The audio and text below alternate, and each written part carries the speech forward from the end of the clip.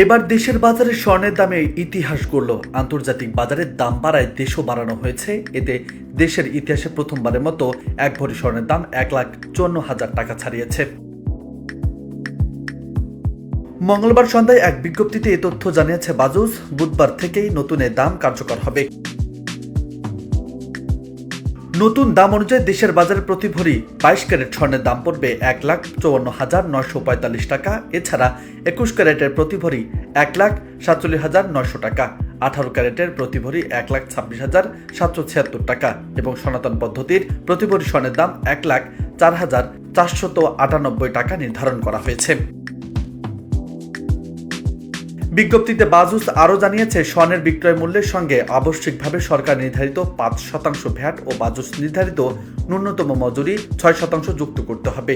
তবে গহনার ডিজাইন ও মানভেদে মজুরি তারতম্য হতে হবে। এর আগে সবশেষ গত 16 মার্চ দেশের বাজারে স্বর্ণের দাম সমন্বয় করেছিল বাজুস। সে সময় ভরিতে 2,613 টাকা বাড়িয়ে 22 ক্যারেটে এক ভরি স্বর্ণের দাম 1,53,475 টাকা নির্ধারণ করেছিল সংগঠনটি।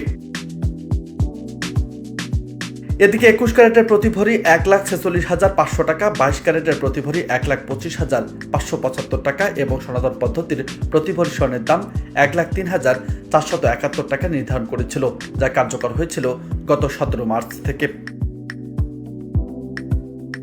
এ নিয়ে চলতি বছর 15 বার দেশের বাজারে সমন্বয় করা হলো স্বর্ণের দাম, যেখানে দাম বাড়ানো হয়েছে 11 বার আর কমেছে মাত্র 4 বার।